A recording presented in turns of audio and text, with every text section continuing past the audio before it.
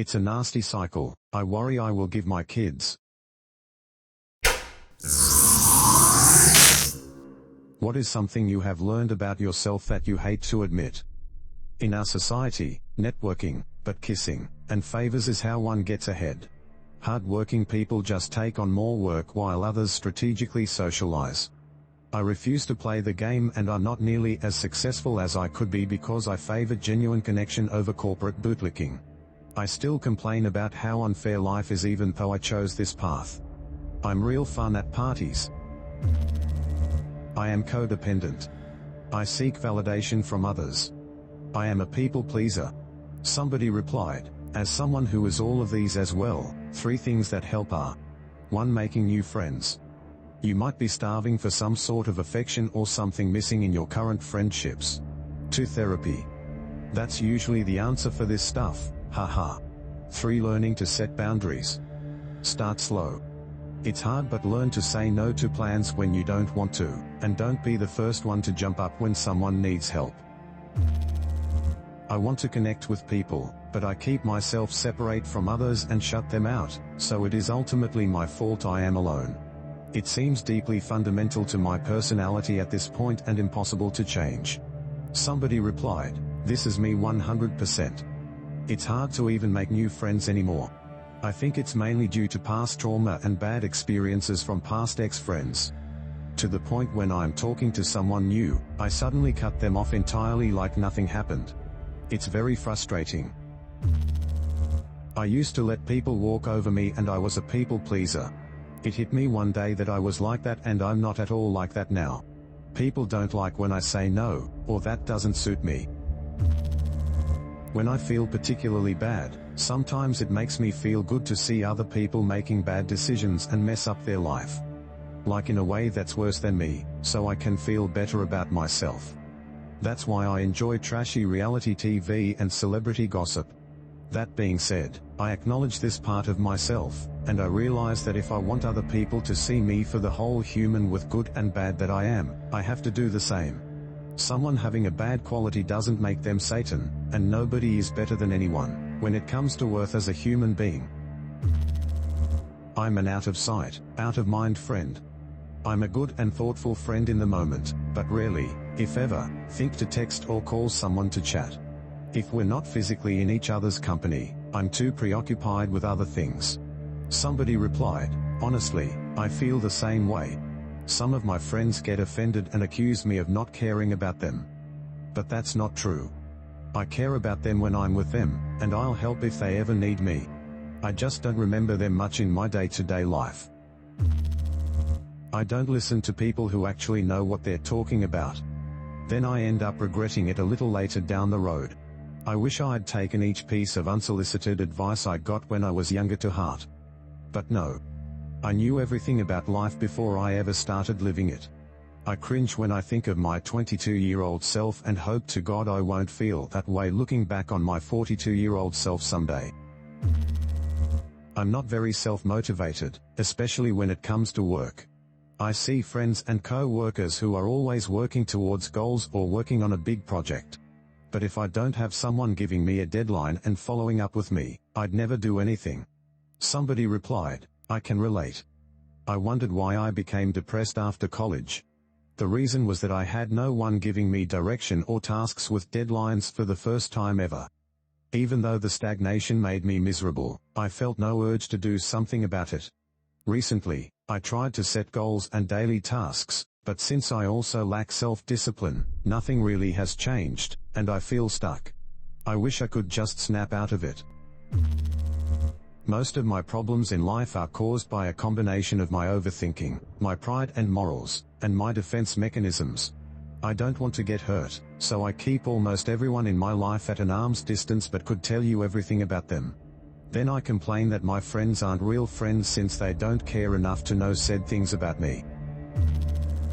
Despite the first love of my life allowing his sister to kick me out, and not standing up for me, him sending me packing to make a 3-day 1,200 miles trip from Georgia back to Rhode Island with my tail in between my legs, and him breaking up with me via phone call and hanging up on me mid-sentence. And I haven't heard from him since.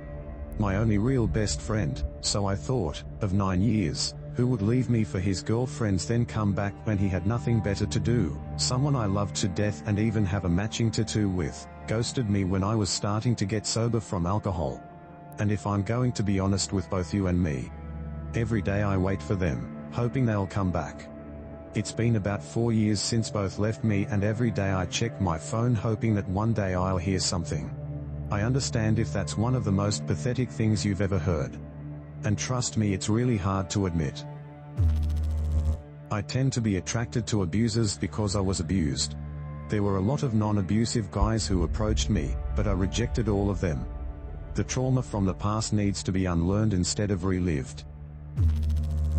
I overthink things that definitely shouldn't be overthought. I tend to criticize others as a knee-jerk reaction when I feel unsafe. For example, if I feel uncomfortable because of something that's happening in a movie we are watching, instead of leaving or stating that I feel uncomfortable, I will criticize the movie and indirectly maybe even my partner's taste. I only ever seem to be attracted to men who cheat, treat me like poop, abuse me, and don't value me. I only seem to love when it's unrequited or the bare minimum.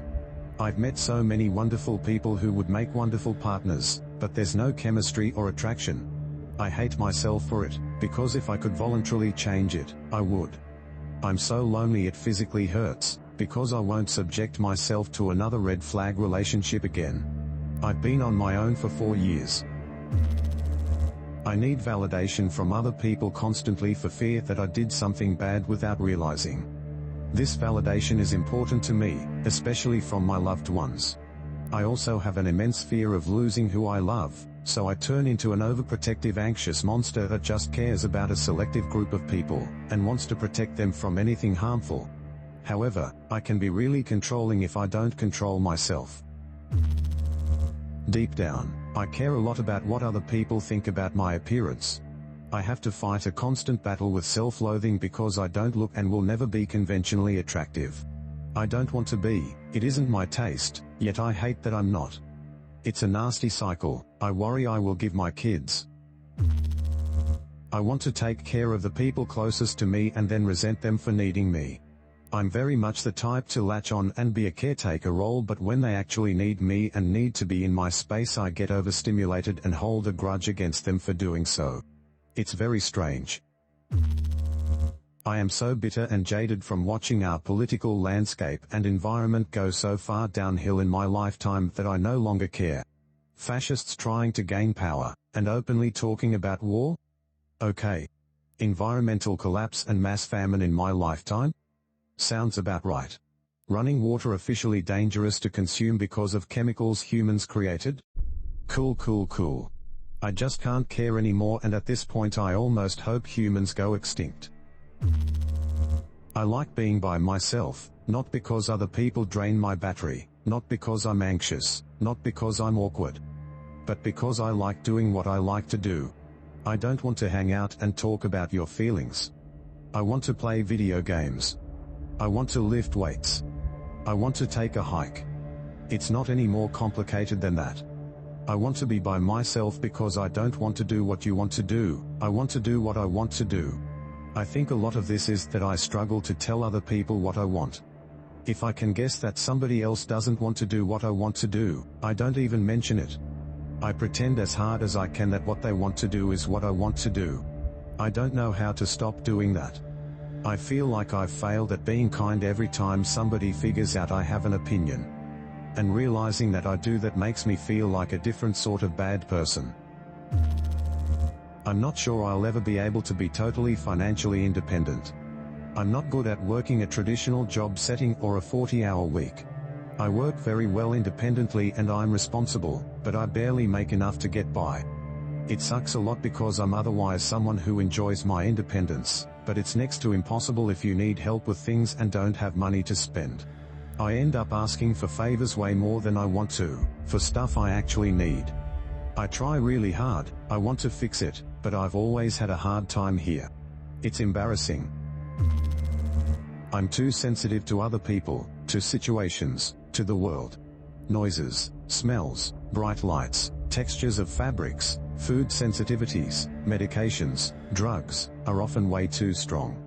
I have sensitive skin, I'm sun sensitive, I'm emotionally sensitive, I need a lot of recovery when I have too much of things, or people. It's like I'm all raw in a world that stings. A guy I know keeps hitting on me, telling me when his wife will be out of town.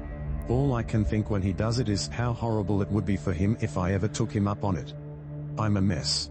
I'd get attached, jealous of the wife, I wouldn't boil his bunny or break into his house, but he seems to think I'm a lot less crazy than I think I am. I'm dodging this guy's bullet for him. What do you think of these people's harsh truths? Can you relate to any of them? Let me know in the comments below, and don't be shy about sharing advice or experience. If you want to hear moth truths like this, be sure to subscribe.